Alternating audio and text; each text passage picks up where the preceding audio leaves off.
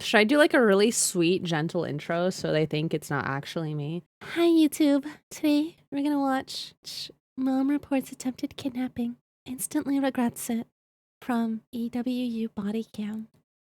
Okay? So, I'm not doing that. I'm not doing that. That better not be in the video.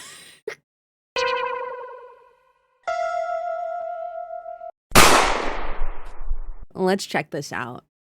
Police, you're reporting an emergency? I suppose so, yes. What are you reporting? I was just at the Michaels here in Petaluma, and a couple tried to kidnap my children. What's the best description you can recall? I mean this in the nice, they're just kind of rough looking. Oh. Are you or your husband, I mean, like, important people for some reason? Is there something they would be like, we're going to take your kids and hold them to ransom? I might be my kids are very good looking. I don't know. It's hard. I want to, like, be... No, I want you to take your time. I really do want to be... What the hell? What the hell? There's a lot going on immediately where I'm like so sussed out. Like, they're kind of rough looking. Who? What? Why would you say that? What is happening? All right, ma'am. Okay. So this reminds me of a story I saw on TikTok of a mom saying that like someone tried to kidnap her kids or something and it was like a complete nothing burger. I wonder if this is the same lady. I wonder if I'll see about that or if this is a different lady. Maybe it's like an epidemic of women claiming their kids are getting kidnapped, but like it's just someone showing like concern for their kid. Eden in the rain. Hello. Hi. Hello. Hi. It's why this is one of the ones I saw on the news before YouTube. This was on the news? Well, yeah, it would be on the news, huh? 100% sure, because I do not want to falsely... No. Anything. No. I don't want to misrepresent what has happened. I do think it's important for parents to be aware, but I don't, like, it makes me a little uneasy that you guys are getting blown up about this. Katie Sorensen, an aspiring momfluencer, calls 911 to report every parent's worst nightmare. As her follower count skyrockets, the community grows outraged, and investigators are placed under immense pressure to quickly solve the case. This was in 2020. But as they dig further into the investigation, they soon find that something isn't quite right with Katie's story. Yeah, and what's what they going on? discover turns out to be almost as shocking as the report itself. Was she making shit up? On December 14th, 2020, in Petaluma, California, Katie Sorensen made this call to 911. Police, you're reporting an emergency? I suppose so, yes. What are you reporting?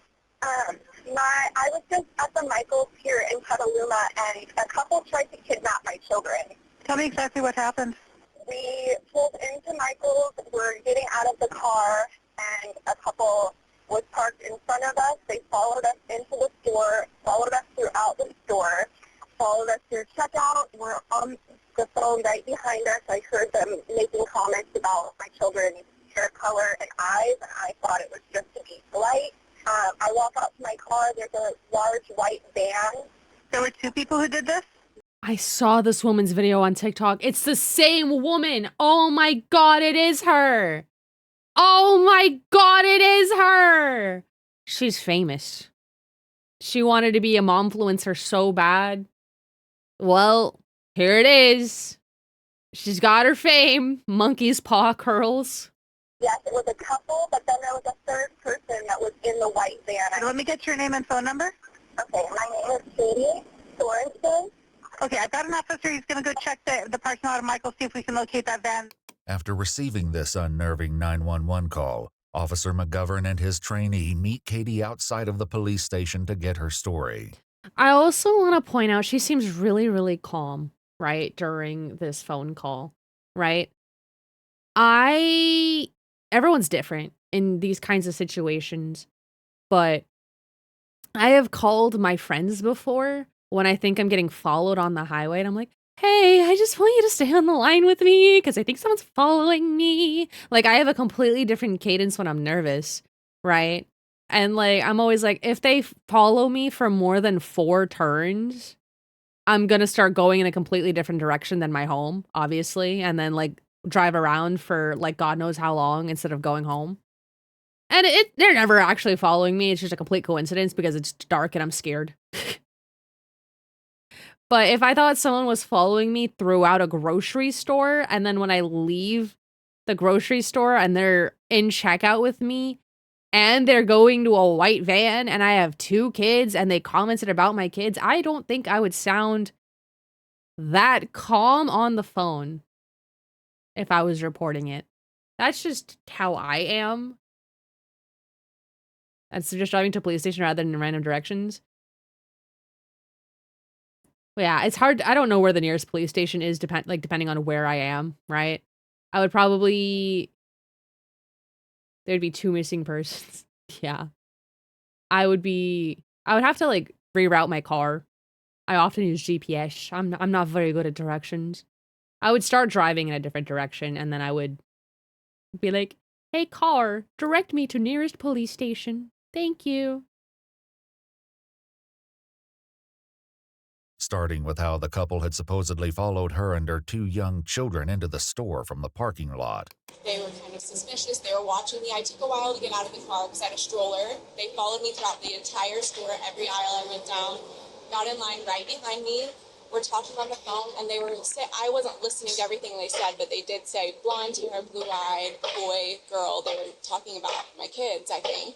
Okay. The lady in front of me could kind of sense they were being off. They were just getting really close and just kind of saying weird things. Okay. And then she let me get in front of her.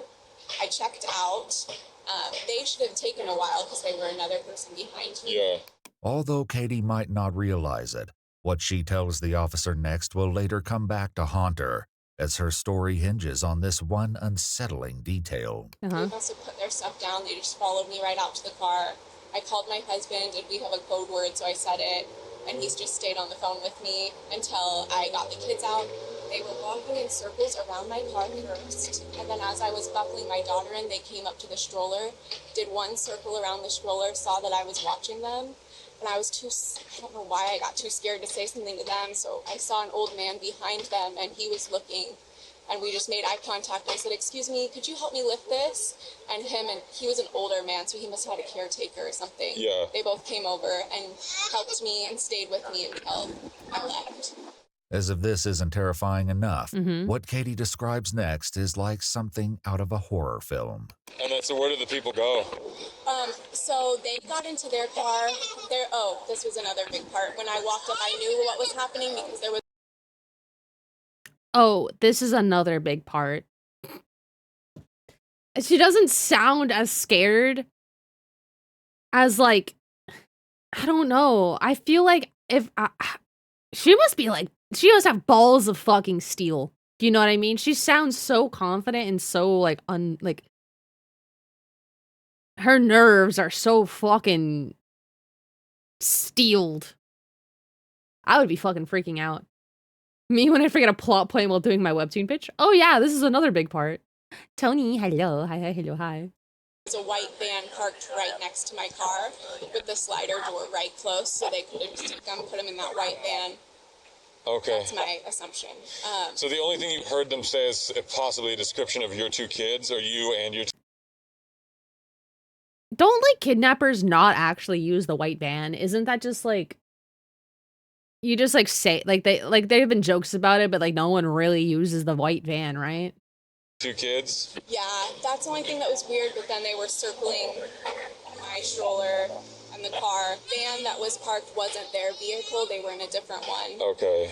And so whoever was in the van, he got out, and then as those people were walking over to me, he got back in.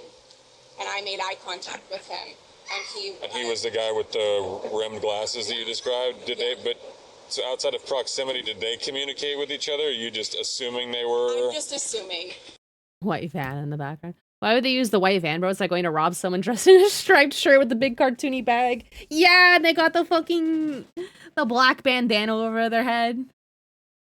White vans draw attention. Dude, you see a white van, you're like, oh, that's the kidnapper car. No one's actually going to be kidnapping people in a white van. That's ridiculous. They were.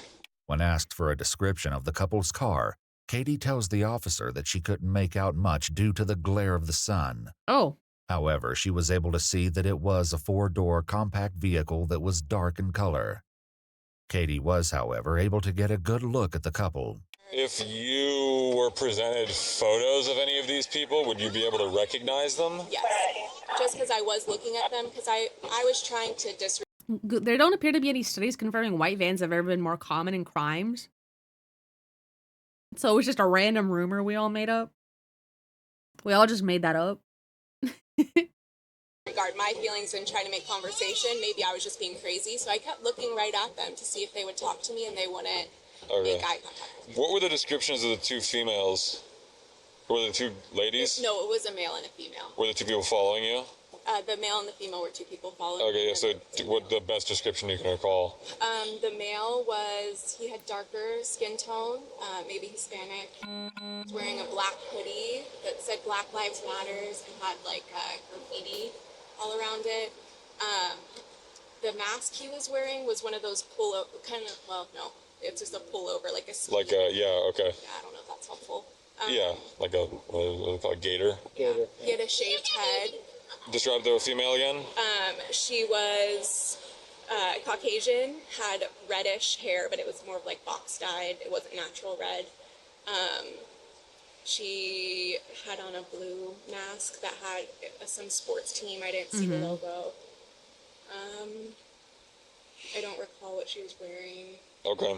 So blue mask, red hair, I mean, that'll stand out. Yeah. I mean, this and the nice, they're just kind of rough looking. Like, I don't know how That's fine. Yeah. In a video posted to her Instagram page, Yep, Katie there would she later is. describe what happened and what she thought of their appearance. Monday of this week, my children were the targets of attempted kidnap. I definitely felt the heebie-jeebies. I didn't feel good, but I thought I was judging a book by its cover. They were not, like, kind. She's smiling in this video. Like, is she not smiling as she's retelling this Instagram video? Like, she's smiling as she recounts this. She's like, oh yeah, this is my viral moment right here.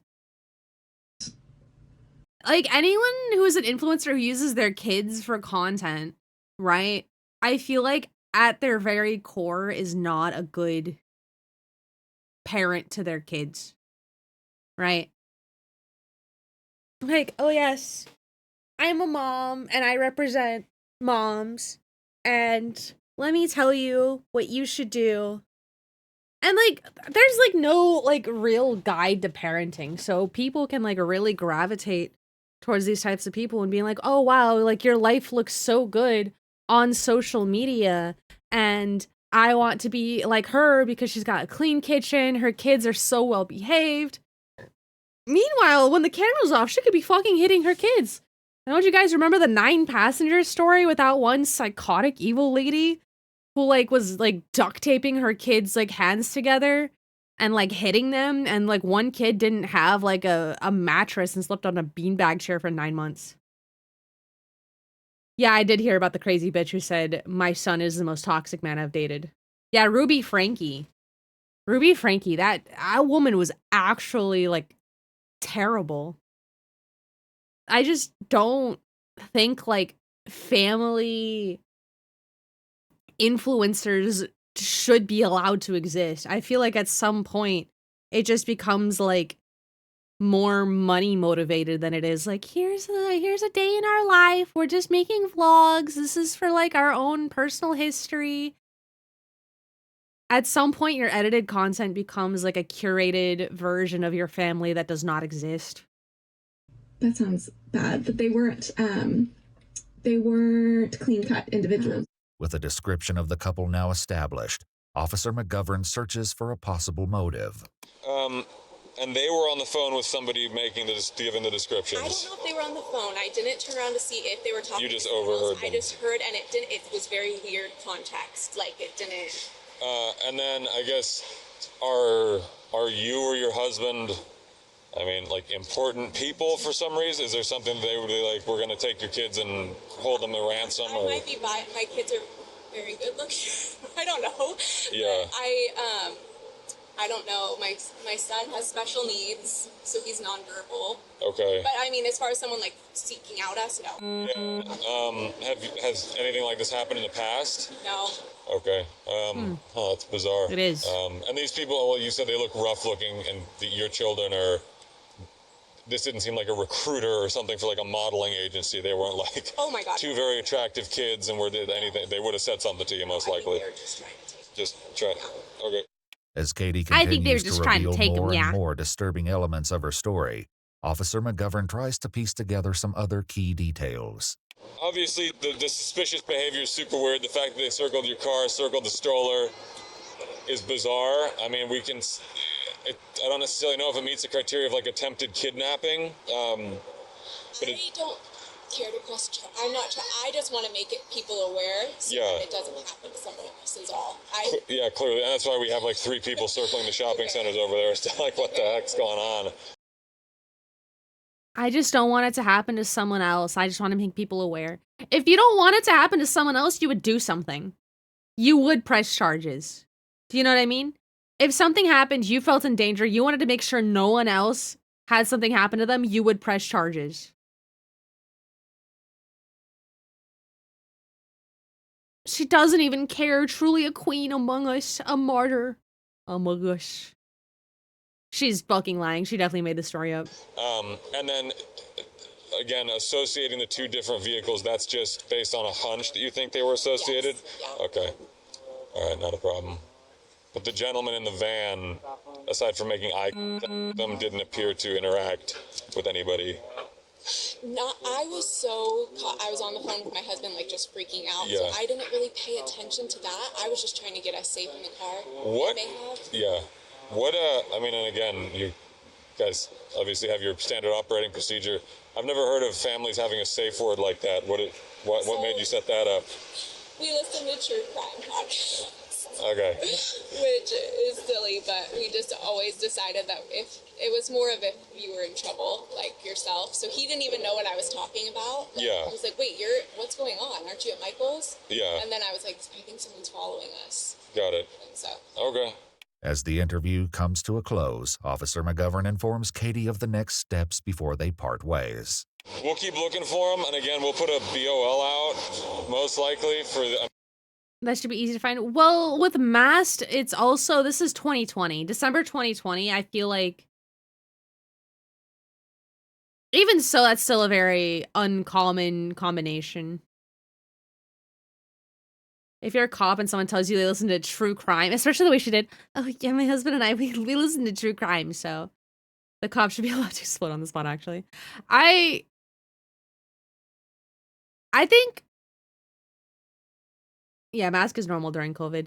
I feel like I would definitely, if I had a family with like children and I was like a mom out with my like young children, I would probably, with my significant other, have a code word if someone was following us. Like, I feel like panic words are super common. I also saw it in Supernatural. They had it during Supernatural, like, was it Funky Town or something? Was their code word? Between, if like Dean said Funky Town, Sam would know that it was like something bad was happening. But I feel like panic words aren't that uncommon. She went all out for the story too. Most people would have just made up the story and said it on TikTok or something. I think she wanted to like have an actual report to be so brave. She like went to the police. Cause like someone in her comments could have been like, oh, if this really happened, you would have like gone to the police. And so she just got ahead of that. Something the kid can say if they want the parent to pick them up, but can't say that as an example.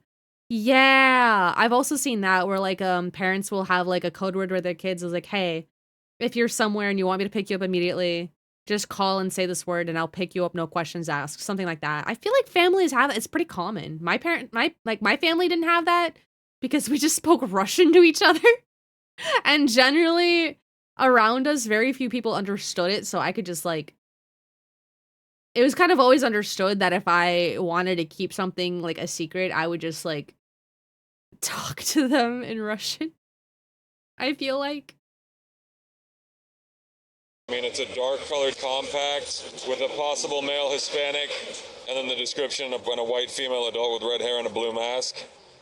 Just to at least contact and sort it out, but again, criminally, it's going to be tough to string together what we got.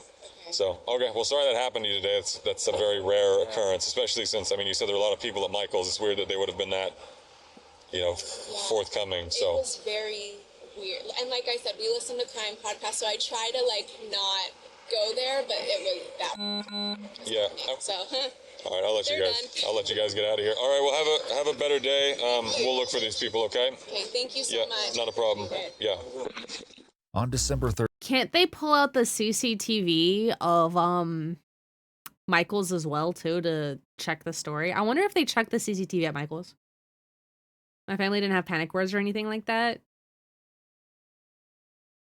I mean, I feel like depending on your area, you might not even need it. I feel like it's not severely uncommon, but it's not out. I feel like it's 50-50, 13th, 6 days after speaking to Officer McGovern, Katie posts a 2-part video to Instagram recounting her petrifying experience that day. Soon the videos go viral, receiving more than 4 million views, and Katie's follower count leaps from about 3,000 to over 80,000 followers in just one day. Jesus. Katie's story is particularly concerning for residents of Petaluma, as the city is home to one of America's most notorious child abductions, the kidnap and murder of 12-year-old Polly Klaas in 1993.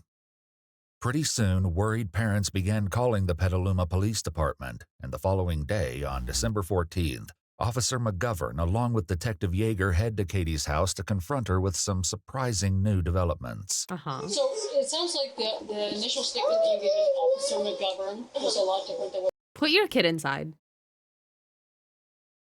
I know this is just an interview and some questioning, but I feel like it's super rude to have your kid here. Is your husband not home to watch the kid while you talk to the police?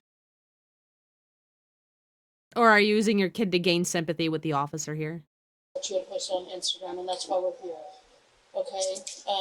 Because what you posted on Instagram is pretty concerning to us. So if this couple is out there... Look how, concerned she is listening to the cop talk while swinging her kid around. I just cannot fucking take her seriously. Put your kid inside. Attempting to steal children, right? We need to get all the details that we can. Yes. So we were able to go to Michael's today and pull up the video surveillance footage from that. So there's just some clarifying stuff that. So I want to show you a couple photos just to make sure we're talking about the same people. Yeah. If you're willing to look at them. Of course. Yes. After positively identifying the couple, Detective Yeager presents Katie with her findings, subsequently flipping the investigation into the attempted kidnapping on its head. So on the video footage, this couple actually is in the struggle for about 5 minutes. Both of them? Yeah. And so we watched them. We watched them on the video footage throughout the store, and they're not following. Yeah, she probably just saw 2 people in the store and was like, I can make a great Instagram story off this. That you guys just happened, the only time you guys come back together is when you're in checking out. They come back, they actually have product items with them. So before we blast their photos out, right, to the media to be on the alert. Can you put your fucking kid inside? Jesus. Vito's, hello, hi, hello, hi. I want to make sure that you're accurate, and I'm not disheartening what you're telling me. No. I just want to make sure that because what you're telling us and what we're seeing from the video surveillance, they don't match. And I'm so glad that this happened because I think this was an important piece. I don't know if you were the officer, I can't remember. Okay, Yeah. Okay, yes. A lot of work. Yeah. This is my special needs bed. So when you're in a situation like that and you're on high alert, absolutely, you think you're hearing things, you think you know what's happening. So this is an important step that I think. What the fuck is she talking about? What the fuck is she talking about? What is she saying? How is this relevant? So I'm not trying to stick to my story or whatever that. I mean, it's like if these people are out here doing what you're saying they're doing, that's something for us to address, right? Yeah. Our next step is going forward with this is 1, prosecuting them, right? Yeah. And 2, making sure this doesn't happen again. At the same time, we need to make sure that that these people are in fact the people that you saw. Yeah. And they're doing what you were saying that they did. Because nobody wants to accuse somebody falsely, right? Exactly, and that's why I'm a little discouraged of the fact that that isn't the same person that I saw in the parking lot if they were in there before me. Okay. So you just looked at the photo and you said you were definitely sure. I'm up 100% sure that that's them. Okay. I'm so fucking distracted from her fucking child. Put your kid away. Put your kid away. They're trying to like cover a serious like kidnapping kind of situation, and you're just like swinging your kid around. But Joshua, hello, hi, and King Griffey, hello, hi. Give that kid an iPad. No, for real. Let him play Fruit Ninja or something. Coco Melon. I'm sorry. Can I see He'll go inside for a minute? It's just a little Yeah, put your kid away. Just as the heat is starting to turn up, Katie takes a pause to settle her son, granting her a momentary reprise from Detective Yeager's uncomfortable line of questioning. A few moments later, Katie's husband arrives home. Thank God. Dad, I'm assuming. Thank God her husband's here to take the fucking kid. Very cute kids, Dave. Very cute. Yeah, they are. Katie, people are trying to call you. Yeah. I know you're busy, but just... I didn't realize. Sorry, you probably won't leave me alone, so as long as it's okay with you. I don't think she even tried to put her kid inside. I think she just wanted a break mentally. The show, hello, hi. Kid might need one iPad for the Fruit Ninja, another one for the Subway servers. Ooh, 2 iPads. Give him special treatment. But she's been ignoring her calls? So anyway, back to this. We want to make sure that, because we are going to put their pictures out on media, if these are the people that you in fact said were doing that, and they reached for the stroller and you thought they were going to kidnap you, these are important things that we that part, without a shadow of a doubt, that is what was happening. There is absolutely no rhyme or reason to someone taking steps forward and reaching. That is without a shadow of a doubt. I can see how the timing. She is talking in a very, like, structured essay, like, do you know what I mean? She's like, absolutely, and that's why, and, like, she's definitely, I don't know, I feel like she's thought about all of these answers way ahead of time. She knew the police were gonna come back and ask her questions. Well, we are watching Mom Reports Attempted Kidnapping, Instantly Regrets It. It's about a influencer mom who posted a kidnapping story, but I'm pretty sure she was fucking lying. But yeah, she's got it all down. She rehearsed it. It's like, I can see how you would think this. I can, like, it seems so corporate speak. Do you know what I mean? It's so odd the way she frames her sentences. Following, the timing of following in, I can see how that could have been misinterpreted. Do you remember what they were saying to you? They didn't say anything to me. Okay. They were talking about the kids. They were describing their features. Okay. And then they said... I just wanted to point out how this kid immediately stopped, like, crying. He's still making noise, but he's not, like, crying anymore when the dad picks him up. They made comments about him not wearing a mask. I didn't listen clearly to every... Oh, the kid not wearing a mask. I thought she pointed at her husband. I was like, your husband wasn't there. Thing that they were saying, but they said blonde hair, blue eyes. It'd be easy to distract. Yeah, they were just saying, like, things. Usually, what I was expecting at kids first more giggling than crying. They were going to make comment to that when my kids were wearing masks, so that was where my head was at.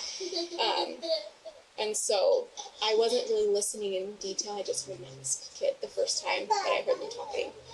At this very moment, Katie has just backtracked on something she said in one of her Instagram videos. In both encounters with the police, Katie makes it clear that she didn't hear the man speak much. However, she told her followers that after the couple described her children's features, she claims she then heard the man say, The boy will be easier because he's not wearing a mask, so the mom must not really care about him. It's hard. I want to like be. No, I want you to take your time. I really do want to be 100% sure because I do not want to falsely No. anything. As the awkward conversation continues, Katie finally acknowledges what brought the police back to speak with her. Like this whole Instagram thing, like yesterday had 3,000 followers, mostly friends, people I went to school with. Like I did not think that this was going to be anything at all. I don't know. I feel like 3,000 followers, mostly friends, people I went to school with. That's not 3,000 people. You don't know 3,000 people. That's still like significant, right? Right? 3,000 is an accomplishment in and of itself. Those are not all people you just know or went to school with. Those aren't like that can't be entirely friends of friends and stuff.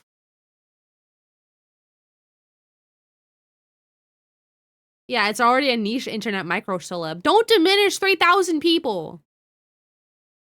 We're getting people calling us because they live in Helena because now they're afraid of their children, which is one step. So we either want to reassure them that we're doing everything we can to find them, or it's like we're trying to give you justice and to do the right thing here. At the same time, there's a lot of eyeballs watching what's happening. So 100% they reached for my stroller. 100% they were saying things that they shouldn't have been saying about my kids. 100% they circled my car towards the end. What if they have camera footage of the parking lot? A lot of parking lots have cameras in them. Like I think Walmart has cameras in parking lots. Maybe it's just to make sure people aren't selling drugs in their parking lots, because I remember people used to be like, yeah, let's go down to Walmart and pass drugs. It should be noted that this is now the third time Katie has told officials that the couple circled her car, first to dispatch in her initial 911 call, then to Officer McGovern when he met her outside the police station, and now to Detective Yeager. Despite her claims that the couple 100% circled her car, she described the incident to her followers on Instagram differently. Ooh. And they walk around, not the full perimeter, but half of the car. They go back and forth around half of my car. They were parked closer to Michael's. They had no reason to go 3 cars beyond their own car to walk around my wife's car. You know what I mean? That's what's really... And that is of, like, I will testify, that is what happened. One thing that I have felt like I don't have 100%, and when people ask me, I say I don't really know, is the white van. It very well could have just been coincidental that someone was in a van right behind me. Although small, this is another discrepancy in her story. There was a white van parked right next to my car. Perhaps sensing Detective Yeager's skepticism, Katie's husband chimes in to back her up. You tell them details like you went to the very back corner of the store to get your spray paint, and they followed you. So they watched the footage, and this couple didn't come in. It's not the same couple that came in at the same time. These people that she's saying that followed her out were already in the store 5 minutes before. We watched them throughout the store, and they don't come on surveillance. They don't come anywhere near her until everybody's in line. And these people in line have product with them. So that's why we drove out. We're trying to call her to kind of clarify some of this. Yeah. I'm so sorry. The kids, I really didn't have my... And I've been trying not to look at it because it's too much for me right now. Yeah, I don't... This is all our property, so okay. Yeah. So... would you recognize these two if you saw them again? If we were to do a photo lineup, would you recognize them again? Yeah. Okay. What is her goal? And, what is her goal here? Like, she got her followers and now she's in this fucking hole. Like, she should have, like, not reported it to the police and just made up her story on Instagram. If that's what she wanted. go forward with prosecution. Yes, okay. All right, so what we're going to do is we're going to... Yeah, she looks awfully concerned. We're probably going to put this out on some social media, see if some people can help us. And then Officer McGovern will contact you at a later date when we have a full lineup. Maybe you can come down to the station to view that. Okay. I don't want to misrepresent what has happened. I do think it's important for parents to be aware, but I don't... Like, it makes me a little uneasy that you guys are getting blown up about this. I mean, I think it's important, but I don't want to... I guess I'm feeling doubt that I misremembered the story, and I don't want to misrepresent what happened and make it a bigger... I don't know. I don't want to make this a big deal. If people are out kidnapping kids doing trafficking for children, the police are gonna get involved. Obviously, if you're gonna post a story on Instagram that explodes, the local police department is gonna be like, oh shit, maybe there's someone trying to kidnap kids in our city. We need to investigate this. I don't want to misrepresent what happened. I don't know why you guys are getting blown up about this. Because nobody wants their fucking kid kidnapped. She's stupid. She thought this would be like an easy video to post. It's biting her ass. Personal, it's like if I am a victim of something like this, I would want to trust us, right? That we're going to do the right thing. Yeah. I would like to trust the police department that we're going to do the right thing. Yes. I don't know if, and this is just me, I don't know if I would want my stuff blasted over media. Yeah. I mean, I don't know how that makes you feel. It would make me feel uneasy. Yeah. But it definitely makes it harder for us to find them and prosecute them when it's everywhere. Yeah. It just does. It's kind of like, I don't mean to say this, but the O.J. Simpson thing. It was so blasted everywhere, right? Yeah. Yeah. They had a hard time finding a town that they could prosecute it. They could get 12 jurors that didn't know anything about it. Do you know what I mean? Yeah. So Yeah. this doesn't help us when it goes out, when it gets blasted like this. That's another thing, is publicizing a case makes it really hard for jurors to be unopinionated, right? Because that's really important for court, is to have jurors who have no idea what's going on in the case. Because you want unbiased jurors. You are granted jurors who are unbiased in the case for a fair trial. That is your right. And so if it's all on social media, you can't get an unbiased juror. So something happens, report it to the police, and you can tell the story a couple years later after the case is settled. But no, she actually just wanted to get crazy amounts of internet clout. I mean, yeah, that's what I don't want. I care more about them not doing this again. I care more about, like, parents being more aware, but I don't think it's necessary for everybody to know all the details of everything. So I guess that was just, you answered my question, was to just keep that. I did turn off all the comments and accepted it anymore. After Detective Yeager warns her of the possible repercussions of posting more about the case on social media, Katie then goes inside to get her phone so she can show them a message she received from someone online telling her that something similar happened to them in the Michaels parking lot. Oh, damn, what's going While on the in detective Michaels, bro? looks at the message, Officer McGovern has one more serious issue with Katie's story to point out as they prepare to leave. So did you go right from Michael's back to your car? Yeah. The man did exit the store quickly behind you, but the woman remained in the store for almost a minute, chit-chatting with the clerk. She was trying to make a sale. She was scanning something on her phone. I'm assuming that was like a receipt or a coupon. Yeah, so she remained in the store and was making transactions. That's why I'm trying to see if you recall both of them following we got to their car, at what point they linked back up. The hand in hand, I didn't visually see that until they were walking around my car. So they weren't walking hand in hand behind me out of the store. Okay. Because I was so... I thought they dropped everything at the register and didn't cash out and both followed you back to your car. Like, just trying to get to the car. I didn't turn around and look. I just felt behind me. I just felt there was some presence. Yes. And then getting to my car and seeing them do that is... So, but the last time you saw them, they were inside the store, and then upon exiting, they were also both together. It wasn't just the guy or just the girl. It was both of them were linked back up at that. Look at her face. She's like, oh, fuck. Oh, fuck.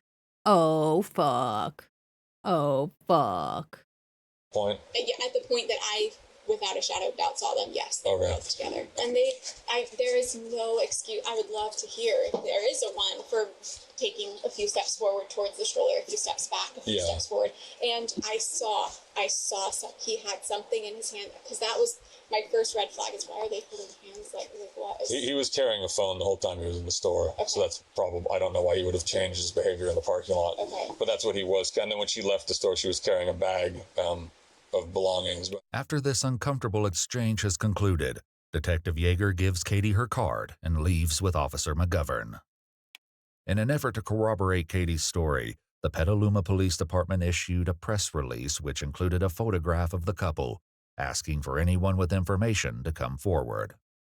The couple, later identified as Eddie and Sadie, were made aware of the accusations by their teenage daughter, whose friend recognized them in the photo. Oh, shit. The two promptly agreed to an interview with police, and 3 days later, on December 17th, it was announced that Sadie and Eddie were officially cleared as suspects, and that police were now investigating Katie. Katie Sorensen was charged with 3 counts of falsely reporting a crime, and on June 29, 2023, she was convicted on one of those counts. She was subsequently ordered to serve 90 days in jail, 60 of which could be served on a work release program, and she was required to complete a 4-hour implicit bias training. She was also placed on 12 months of informal probation, where she was prohibited from having a social media presence and ordered to submit to warrantless search and seizure of her electronic devices.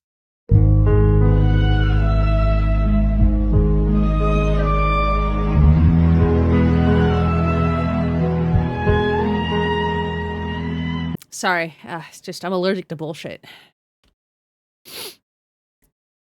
I'm allergic to bullshit.